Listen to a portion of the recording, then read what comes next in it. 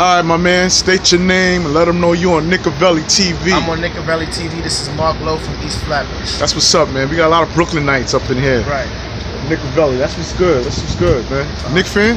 Yes, I am.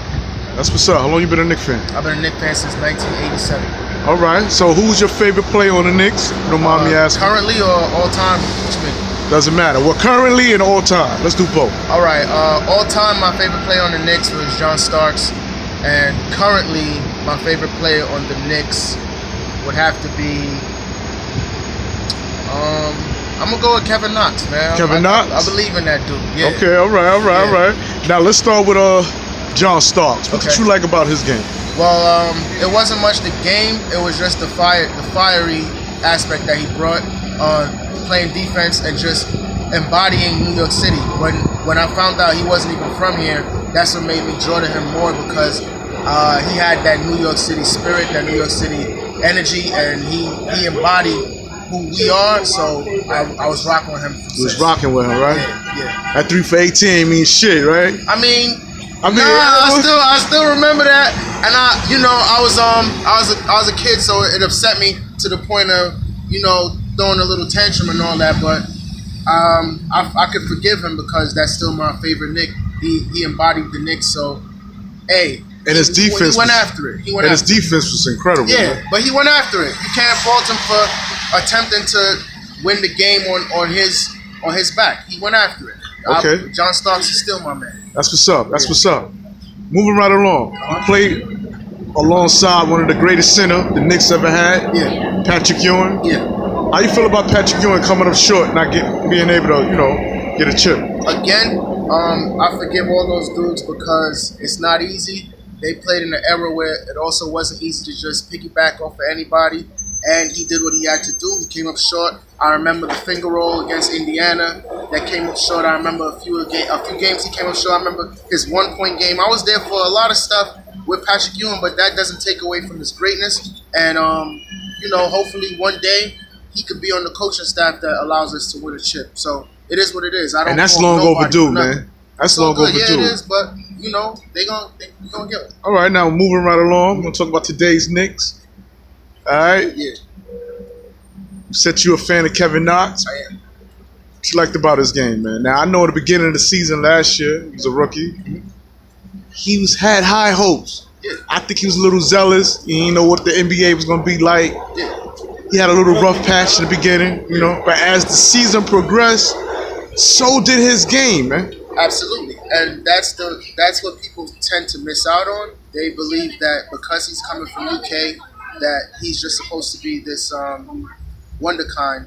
Like you can only have one Anthony Davis, and every rookie, no matter what, they're gonna run into the rookie wall, or they're gonna run into a learning curve that's gonna show you what they're all about. I think he took it in stride. I think his game does fit the modern NBA. I like his temperament. I like how he is as a person, and I believe that he'll put it together as long as the coaching staff develops him, and he's gonna be something. In this day and age, because of social media and because of quick responses to everything, I don't think people give anybody a chance to actually flourish or to actually come together to see what's gonna happen in 5 years. Gary Payton wasn't Gary Payton the first season.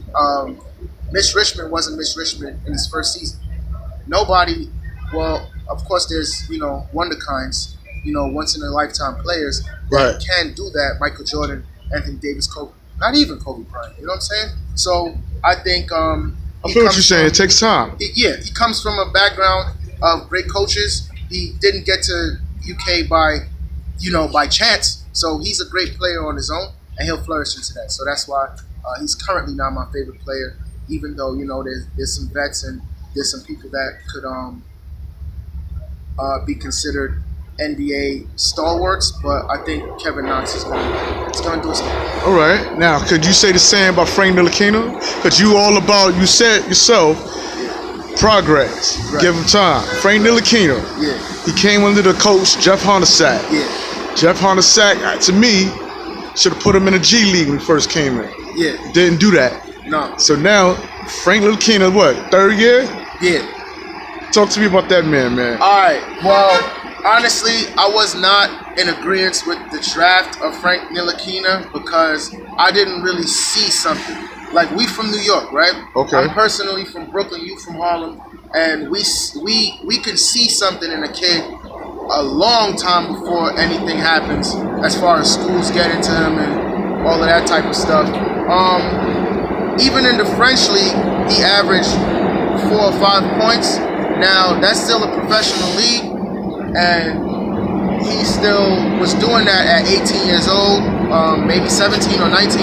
I'm not sure. He was doing that as a teenager, but still, even in his French league highlights, I didn't really see anything that had a zigzag to it. I didn't see the comparison to the Scottie Pippen defense they say he would have been able to play, and I definitely didn't see anything offensively. So whatever the scouts or Phil Jackson might have saw in him, I personally didn't. So I wasn't really rocking with Frank Ntilikina from the jump. Hopefully the brother could get it together.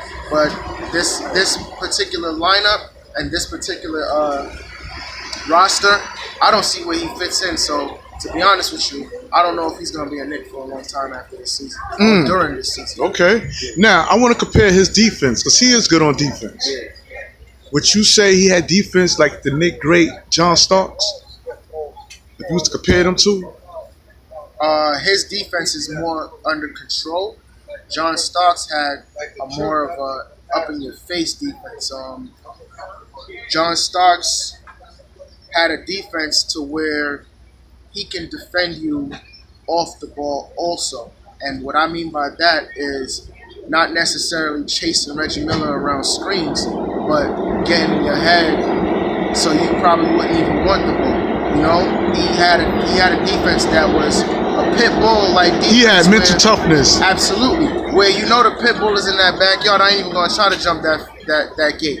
You know what I'm saying? Frank Ntilikina, now it's more on ball to where if you do happen to get the ball, he may be able to stop you and prevent you from what you want to do. John Starks preventing you from what you wanted to do before you even had the possession. So I would say no. Okay. All right. So you favor John Starks? I would. This is New York City, man. You gotta get it how you live. This is that's why again I'm taking it back to liking John Starks so much. He embodied this hood, these New York City. These streets, man. Yeah. I heard he got picked up from bagging. He was supermarket bagging in groceries. Oklahoma, man. So yeah, you know, he came from the absolute grind, man. That's what we liked about John Starks as a city. That's what I liked about him. And whatever anybody got to say bad about him, it's cool. He's still a professional. All right, moving right along. Mitchell Robinson. Oh yeah. Talk to me. I think Mitchell Robinson, as long as he if NBA players don't figure out that he'll bite on a head fake or he'll bite on an up fake, he's gonna be something else, man. And that could be fixed as well, too. Absolutely. All it takes is just mental preparation, watching film, or having the little nuances of what guards and small forwards do. He'll be all right. But he's a block monster. He has a very high motor as far as energy. The skill level is very raw. He catch them lobs. I don't really want to see him trying anything other than that. You know what I'm saying? Because in the new NBA, a lot of dudes you see 7-footers shooting threes, trying to be a zigzag guard from Harlem. We don't. Well, not we. I personally would not like to see that. I don't think his skill level calls or requires that. I think he's going to be a very good defensive player. He leads the league in blocking 3-point shots. You know what I'm saying? That's a very good attribute to have, and I think the sky's the limit for the young man. Okay. Now, you said something about Kevin Knox. That's your man. Yeah. Now, with all these new players, we got Dennis Smith Jr., we got Alfred Payton, we got Michael Porter, we got Julius Randle, We even got Marcus Kemp. Marcus Morris. Yeah. We even got that guy. Marcus Kemp. Yeah, I made a mistake. Fan for real. Yeah. But Marcus Morris. Now, do you think it's going to be a turmoil concerning Kevin Knox minutes when we got all these players? And some of these players, if you ask me, more experienced than Kevin Knox. Yeah. So with that being said, where do that lead Kevin Knox? Do you think he would be better being in the starting lineup, or should we have him off the bench? Well, again, he comes from a system in college and in AAU that everywhere he went, since he was, 12 years old, he must have been amongst a group of, straight killers, wherever he fit in. And of course, we know the university that he went to, that's commonplace to where the entire squad, all 12 of those guys, all 13 of those guys on that team could go to any other D1 school and start, or even possibly star. Well, I won't say star, but everyone could go to another D1 team and start. So he had to go through those battles and practices. But do you think he would be better off the bench or starting? That's what I'm asking. I think Kevin Knox is a starter in the league. But I believe now because of the politics and the contracts of Marcus Morris and Julius Randle, these new guys, that he probably would be coming off the bench. It's going to be a learning experience for him, but I think his talent level sooner or later is going to surpass the veterans that has been in the NBA, and he'll end up fighting and earning a starting job. But when November comes, I think he'll probably be coming off the bench as they're probably going to have a faster lineup with Trier, with Alonzo Trier and the younger squad, even RJ Barrett, to where they're playing more of an up-tempo type of game, and the starters might play a lower tempo type of game. Okay. Dennis Smith Jr. Now, we were supposed to get him and not have Frank Ntilikina. Yeah. Some say we wasted a draft pick. Yeah, and ended up getting him all over again, which tells you that Frank is not really going to be here, man.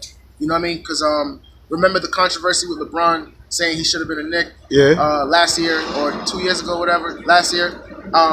That has come full circle, and obviously management knows that was a very direct quote, and they everybody still remembers that. I still remember it, and I'm not even in the building. So that's a direct line, and knowing that Frank Ntilikina will be here.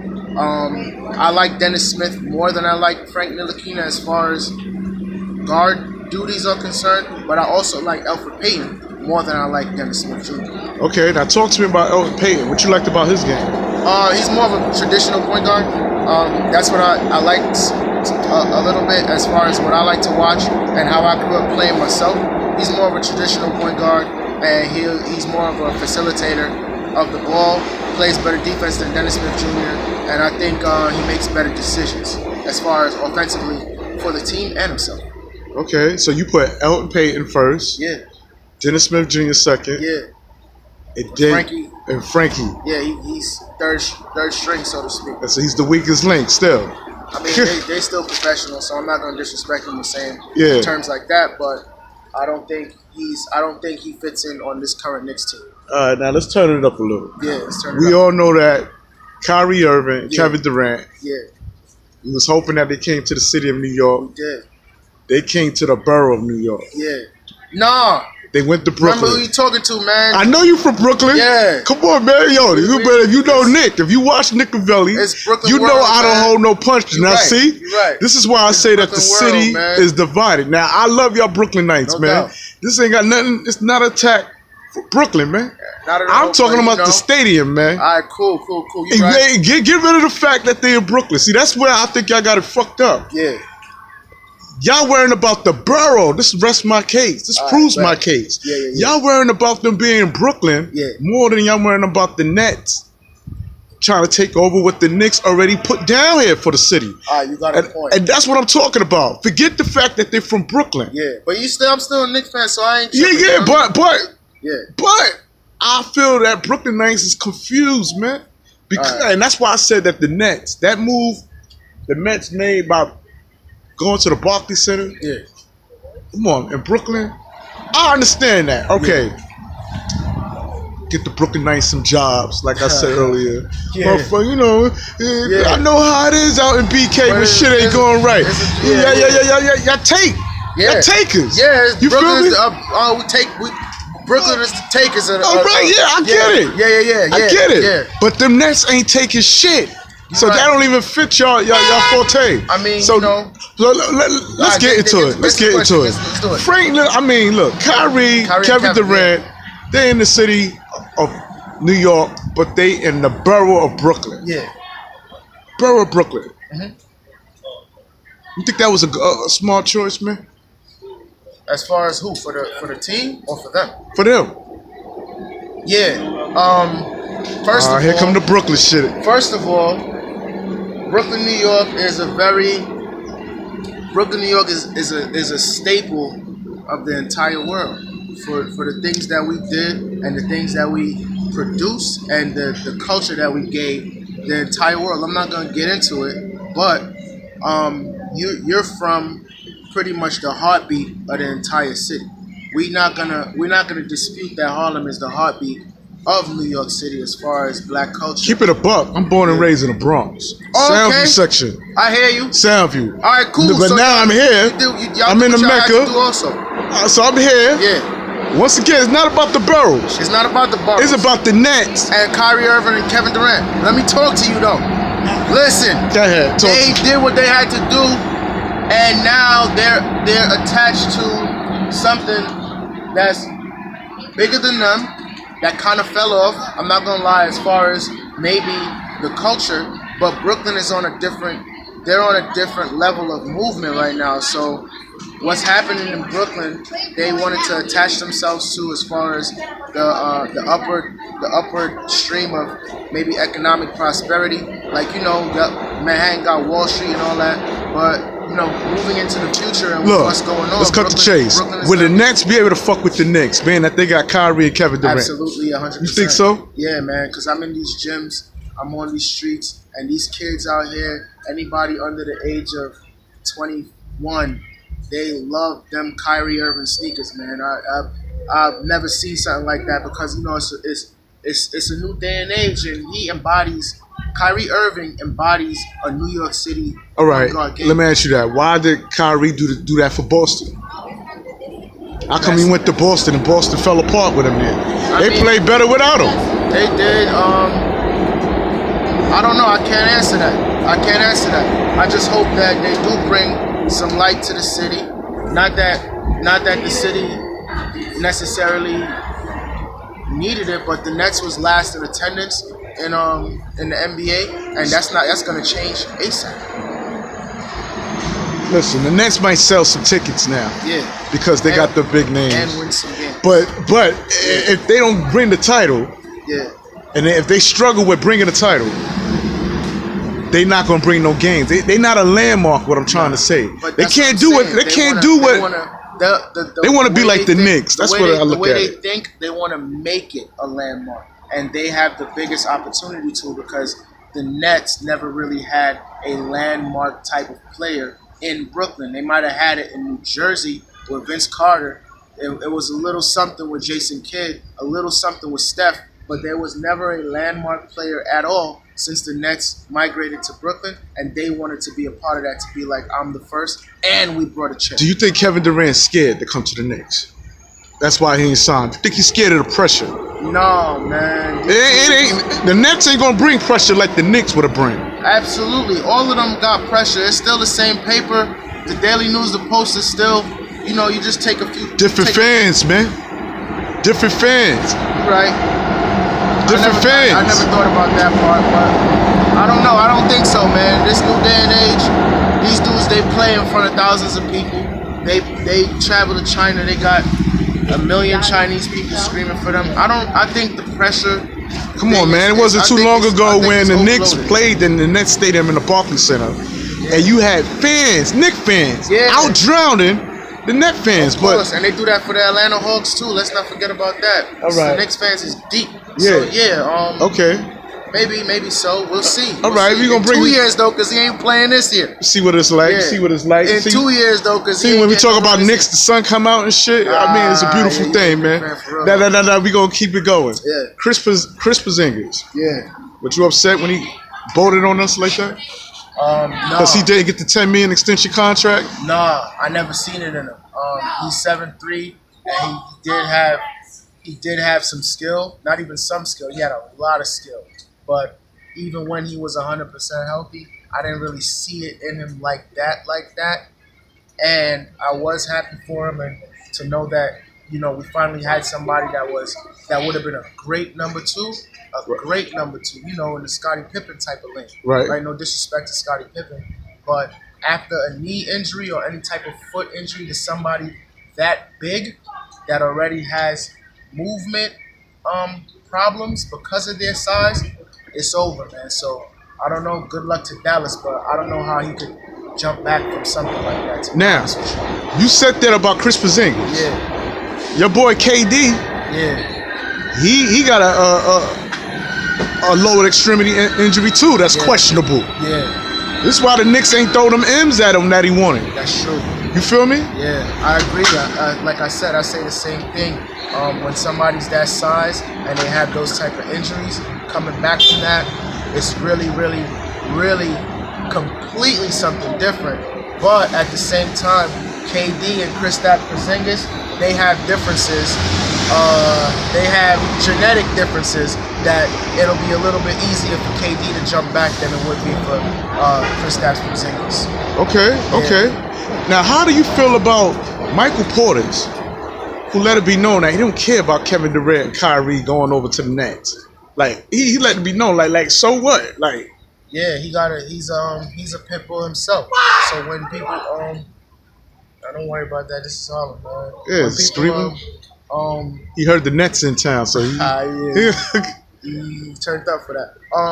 No, I like that because in this new day and age, there's all of these players that following each other on social media accounts. They played with each other since they were 12 years old, buddying up. And when you got a player that's not interested in any of that, like Michael Portis, you have to salute that and hope that he brings that type of energy, that type of pit bull mentality on the floor. That's it. So yeah, I don't care where anybody goes. All right, and I got a blue and orange uniform on, and I'm gonna rep that. All right, and then we're gonna close the curtain. Yeah. With my man Carmelo Anthony. Yeah, it's a good way to close the curtain too, because I'm very passionate about that situation. So I want to hear the question. Carmelo Anthony. That's him. He's struggling to find a team to play for. Yeah. It's possible that he could close it out with the New York Knicks. Yeah. How do you feel about that? I welcome that 100%. Carmelo Anthony, born in Brooklyn, New York. He's a Brooklynite. Carmelo Anthony, although did not, maybe get nice in the game or learn his passion for the game or his love for the game in New York City. Shout out to Baltimore, Maryland. He still embodies New York City to the fullest. When Melo came here, I was ecstatic. When Melo played here, I was ecstatic. I have nothing bad to say about Carmelo Anthony. If he can finish his career with the New York Knicks, I'll be happy about it. And he's going to finish his career on a strong note wherever he goes. Okay, yes. Did it hurt you that Jeremy Lin got a ring before Carmelo Anthony? Nah, a ring is just something that comes along with being on a great team. Jeremy Lin didn't really have anything to do with the success of the Toronto Raptors. Although I'm not disrespecting Jeremy Lin, I'm sure the guards that did get playing time, he excelled their game during practices. He helped teammates during film session or whatever it is that a team does, that everybody does play a role, and Jeremy Lin does deserve a ring just like everybody else on the Toronto Raptors did. But anybody could get a ring, man. If you're in the right position at the right time. Ask Robert Horry, right? Yeah. No. Robert Horry worked for that, man. He got 7 rings, man. He got 7 rings. He got 7 rings, and he contributed to each and every one of them. So I ain't tripping. Yeah. Shout out to Robert Horry. All right. With that being said, it's your boy Nickavelli. Yeah. You on Nickavelli TV. All my viewers, make sure you like and subscribe, y'all. No doubt, man. All right. Peace. Peace.